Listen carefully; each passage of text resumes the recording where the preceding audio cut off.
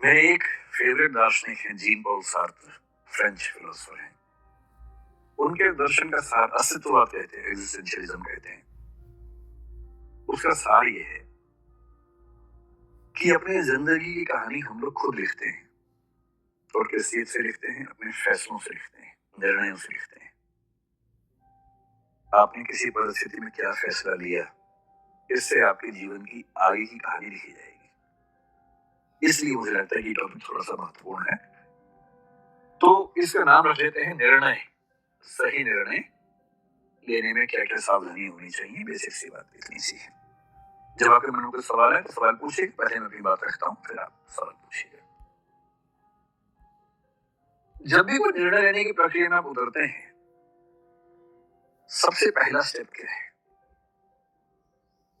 सबसे पहला स्टेप है ये देखिए कि निर्णय की प्रक्रिया में उतरने से पहले आप निष्पक्ष और तटस्थ हैं या नहीं है। एक शब्द होता है तटस्थ, जिसको अंग्रेजी में बोलते हैं न्यूट्रल। तटस्थता को न्यूट्रलिटी बोलते हैं। मिलता जुलता एक प्रसंग है निष्पक्ष या निष्पक्षता कह लीजिए, इसको बोलते हैं इम्पार्शियल होना या इम्पार्शियलिटी एज ए क्वालिटी। ये मैं कह रहा हूं कि निर्णय की प्रक्रिया में उतरने से पहले, बाद में तो जो होगा देखेंगे। जैसे हमारा समाज इस समय बहुत सारे सामाजिक राजनीतिक मुद्दों से घिरा हुआ है। जैसे एक मुद्दा कुछ दिन पहले आया जो हिजाब का मुद्दा, इसको हम कहते हैं। कर्नाटक से एक डिबेट उठी हिजाब की। फिर एक मुद्दा आजकल चल रहा है यूनिफॉर्म सिविल कोड का, जो कि हो सकता है कि जल्दी ही किसी रूप में हमारे सामने है। फिर पॉपुलेशन बिल के बारे में बात चलती है आजकल।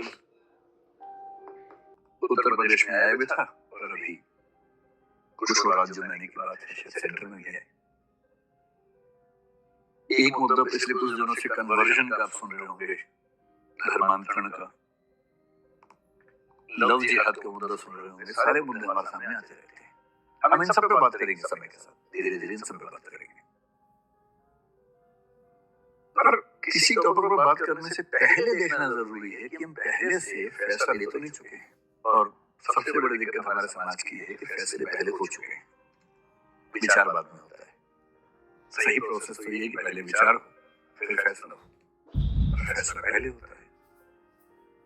मेरे बहुत सारे दोस्त हैं, हिंदू हैं, मुसलमान हैं, सिख हैं, हर धर्म के लोग। मतलब वैसे तो मैं बहुत ही अकेले टाइप का आदमी हूँ, दोस्त ज्यादा है नहीं, पर जो हैं उनमें मतलब डाइवर्सिटी ठीक ठाक है। मैंने क्लासेस में भी देखा और मैंने पाया कि हिजाब की बात आते ही कोई मुस्लिम बच्चा जनरली इस भाव से देखता है कि नहीं ये गलत हो रहा है हमारे साथ, और कई हिंदू बच्चे इस भाव से देखते हैं कि एकदम सही और होना चाहिए और होना चाहिए। और मजे की बात है कि टॉपिक क्या है ना इसको पता ना उसको पता है। कर्नाटक हाई कोर्ट का जजमेंट क्या है 128 पेज का, ना इसने पढ़ा ना उसने पढ़ा। कर्नाटक सरकार का क्या डायरेक्शन आया था, रूल क्या था, ना इसने पढ़ा ना उसने पढ़ा। और फैसले का एग्जैक्ट मतलब क्या है किसी को नहीं पता। पर हम टॉपिक शुरू होने से पहले ही राय बना के चलते हैं। E.H. कार एक बड़े अच्छे विद्वान हुए हिस्ट्री में, उनकी एक किताब है बड़ी अच्छी, हिस्ट्री, इतिहास क्या है, व्हाट इज हिस्ट्री। बड़ी अच्छी किताब है। उन्होंने साबित किया कि हिस्ट्री के बारे में आप कुछ भी कह लीजिए, कितने फैक्ट्स हैं, इतने प्रमाण हैं, सब बेकार की बातें हैं। अंततः इतिहासकार के दिमाग में जो बैठा हुआ है वो साबित वही करता है। इसलिए मार्क्सिस्ट हिस्टोरियन लिखेंगे तो आप पाएंगे सबके निर्णय लगभग एक जैसे आते हैं, और जो नेशनलिस्ट हिस्टोरियंस हैं उनके फैसले एक जैसे आते हैं हमेशा। किसी हिस्टोरिकल फिगर को लेकर सोच लीजिए, अकबर की बात कर लीजिए, औरंगजेब की बात कर लीजिए। एक धारा के फैसले हमेशा एक से आएंगे, दूसरी धारा के फैसले हमेशा एक से आएंगे। ऐसी माइंडसेट से अगर हम चलेंगे, और हमारी यूनिवर्सिटीज में भी तो यही होता है। बहुत रोचक बात है, यूनिवर्सिटीज में टीचर्स बटे हुए हैं कि ये मार्क्सवादी है, ये भाजपाई है। और मैं सोचता हूँ कि जो आदमी देश को पढ़ाने की जिम्मेदारी संभालता है यूनिवर्सिटी में, वो एक विचारधारा से बंध कर चीजों को देखने का आदी कैसे हो सकता है? उसके अंदर इतना वैचारिक साहस क्यों नहीं है कि किसी मुद्दे पर मेरी विचारधारा से बेहतर राय किसी और विचारधारा की भी हो सकती है? ये साहस क्यों नहीं है? और इसलिए जो बात यूनिवर्सिटीज तक में मिस होती है तो समाज में तो कहां से आएगी? विश्वविद्यालय का तो काम है समाज को सही दिशा देना, वही नहीं है तो समाज में कहां से आएगी? पहले कोशिश कीजिए न्यूट्रल होने की, तटस्थ होने की, कि मुद्दे को समझने से पहले ना मैं इस तरफ हूं ना मैं उस तरफ हूं। हिजाब की बात है, मुझे नहीं पता, मैं पहले स्टडी करूंगा पूरा। स्टडी करने के बाद मामला ठीक लगेगा तो मैं कहूंगा हाँ ये ठीक है, गलत होगा तो बोलूंगा गलत है। पहले क्या फैसला करूं? ये तो बहुत बेसिक सी बात है। न्यूट्रलिटी ही जब रियल सिचुएशंस में आती है उसको बोलते हैं निष्पक्षता, impartiality in the specific situations. और ध्यान रखना है, निष्पक्ष नहीं रह पाने के भी दो तरीके होते हैं। निष्पक्ष का मतलब है कि भाई मैं एक्स और वाई के झगड़े में ना एक्स की तरफ हूं ना वाई की तरफ हूं। जैसे मान लीजिए दो बच्चों में झगड़ा हो जाए और उनमें से दोनों की मम्मियां नीचे आ जाएं। जनरल परसेप्शन ये है कि मम्मी बच्चों के झगड़े में अपने बच्चे का पक्ष लेगी। ये ऐसा नहीं कि सोशल कंस्ट्रक्ट की बात हुई है, बायोलॉजिकल लेवल बात चल रही है, क्योंकि मदर्स का लव आमतौर पे अनकंडीशनल माना जाता है। और ये बात मैं जो कह रहा हूं मैं अफवाहों के बेस में नहीं कह रहा हूं। एरिक फ्रॉम बहुत बड़े मनोवैज्ञानिक है, उनकी किताब है द आर्ट ऑफ लविंग, उसके बेस पे कह रहा हूं।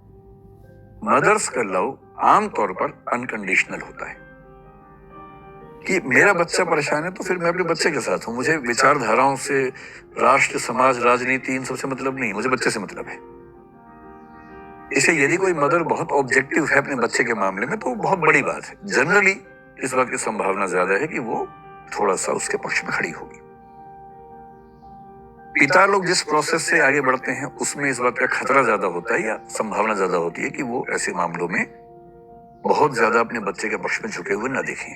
कभी कभी नहीं भी होंगे, लेकिन उसमें भी खतरा है। कभी कभी हम खुद को इम्पार्शियल दिखाने के लिए दूसरे पक्ष में झुक जाते हैं। आपने कई पिताओं को देखा होगा कि दो बच्चों में झगड़ा हुआ, उनमें से एक उनका है, जाति अपने वाले को मारना शुरू करते हैं सीधा कि तूने ही बदमाशी की होगी, आदत दिखाने के लिए देखो मैं कितना निष्पक्ष हूं। ये निष्पक्षता नहीं है। निष्पक्ष होने का मतलब ये नहीं है कि अपने पक्ष के विरुद्ध खड़े ही हो जाना है हमेशा, और निष्पक्ष होने का मतलब ये भी नहीं है कि दूसरे पक्ष के विरोध में खड़े हो जाना है। जाके सुनना है, दोनों बच्चों की बात सुननी है कि हाँ बेटा तुम बताओ क्या पर्सपेक्टिव है, तुम बताओ क्या पर्सपेक्टिव है। उसके बाद जो सही फैसला हो करना है। क्यों मैं दूसरे बच्चे के सामने साबित करने के लिए कि मैं निष्पक्ष हूं अपने बच्चे को पीटना शुरू कर दूंगा? इसलिए जब भी किसी मुद्दे पर बहस करनी हो ना, आपके सामने फैसले आएंगे कि शादी इससे करूं कि इससे करूं। पहले से नहीं बना लेना दिमाग में, पहले सब बातों को जान लेना है। निष्पक्ष रहिए, तटस्थ रहिए, सब पक्षों को जानिए, फिर फैसला कर लीजिए। उससे ही पूछिए कि उसकी चॉइस भी है कि नहीं है। ऐसा थोड़ा सिर्फ आपकी चॉइस का मामला है, उसकी भी तो होनी चाहिए। तो ये पहला स्टेप है कि आप जब किसी प्रोसेस में उतरें तो पहले कोशिश कीजिए कि राय पहले से ना बनी हो, क्योंकि फैसला पहले कर लिया फिर तो बेकार की बात है ना। फैसला पहले ये कि हिजाब तो होना ही चाहिए, फिर आपने विचार करना शुरू किया और आप ढूंढ रहे हैं चुन चुन के वो तर्क जिससे वही साबित हो जाए जो पहले ही आपके मन में साबित हो चुका है। फिर काहे का आप विचार विमर्श कर रहे हैं? ये पहला स्टेप है। अब आगे बढ़ते हैं।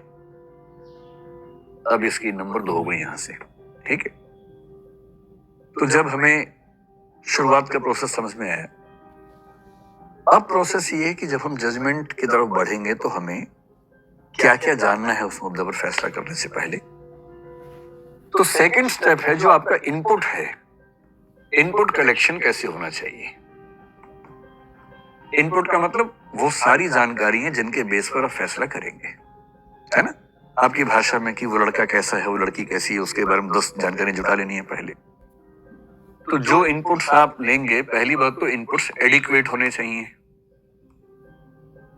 नहीं तो क्या होगा, अश्वत्थामा तो इसके बाद का लिया ही नहीं। अगर उसके बाद भी सुन लिया होता तो शायद ऐसा ना होता। तो हड़बड़ी में फैसला नहीं करना है, पहले इनपुट पर्याप्त लेना है। और एक नियम होता है नेचुरल जस्टिस का। हमारे सुप्रीम कोर्ट ने मेनका गांधी केस, बहुत फेमस केस है 1978 का, आर्टिकल 21 के बारे में है, उसमें बड़ी अच्छी बात कही। आप लोग क्योंकि शायद यूपीएससी की तैयारी भी करते हैं आप में से अधिकांश लोग, तो आप जानते होंगे 1973 में संविधान के मूल ढांचे का कंसेप्ट आया था 24 अप्रैल को केशवानंद भारती केस में। उसके बाद से सुप्रीम कोर्ट ने बीच बीच में कुछ फैसलों में यह बताना शुरू किया कि ये चीज भी संविधान का मूल ढांचा है। मेनका गांधी केस में जिक्र करते हुए बात आई कि जो आर्टिकल 14 है संविधान का, जो कहता है कि समानता का अधिकार है, उसमें लिखा भले ना हो पर उसके अंदर निहित है पर्याप्त सुनवाई का अधिकार, राइट टू एडिक्वेट प्रेजेंटेशन या रिप्रेजेंटेशन। इसका मतलब कोई भी अदालत, कोई भी कमीशन, कोई भी अथॉरिटी, वो पासपोर्ट अथॉरिटी के बारे में था, पासपोर्ट ऑफिसर के बारे में था, कोई भी सरकारी अधिकारी किसी व्यक्ति का पक्ष सुने बिना, यानी कि दूसरा पक्ष सुने बिना कोई फैसला नहीं कर सकता है। ये जरूरी है और ये संविधान का मूल ढांचा है। सरकार का कोई भी अधिकारी आपके खिलाफ कोई फैसला बिना आपको सुनवाई का मौका दिए कर ही नहीं सकता है। हाँ, सुनवाई का मौका दे, आप कहें कि मुझे कुछ कहना ही नहीं है, तो कर सकता है, पर आपको चांस मिलना चाहिए। अगर आपने एक पक्ष को सुना और दूसरे पक्ष को सुना ही नहीं, है ना, एक फर्स्ट पार्टी है, सेकंड पार्टी है, और कई बार क्या होता है चीजें इतनी अलग होती हैं, एकदम अलग हो जाती हैं। जैसे मुझे ध्यान है एक बच्चे की कहानी, एक फादर और उसके बच्चे की कहानी। एक बच्चा मुझे एक बार मिला, हमारे ही एक दोस्त के परिवार का बच्चा। बात करते, मुझे बच्चों से बात करना बड़ा अच्छा लगता है, बच्चों को भी जनरली मुझसे बात करना अच्छा लगता है, हमारी अच्छी छंदी है बच्चों के साथ। तो मैंने उससे हालचाल पूछा, फिर मैंने कहा और बताओ लाइफ में क्या चल रहा है। तो बच्चे अपने अफेयर वफेयर सब मुझे बता देते हैं बहुत जल्दी, 5-10 मिनट के अंदर सब ओपन हो जाते हैं, फिर सब बताते रहते हैं। तो खैर वो तो दूसरी बात थी। उससे मैंने पूछा कि बताओ बेटा सब चला जीवन में, तो उसने सब बताया, सब बातें। बात करते करते अचानक मुझे फील हुआ कि वो अपने बाप को लेकर बहुत नाराज है। तो मैंने कहा कि क्या हुआ? बोला देखो मेरे स्कूल में ट्रिप जा रहा है, सारे बच्चे जा रहे हैं, मैं ही नहीं जा रहा, पापा ने मना कर दिया।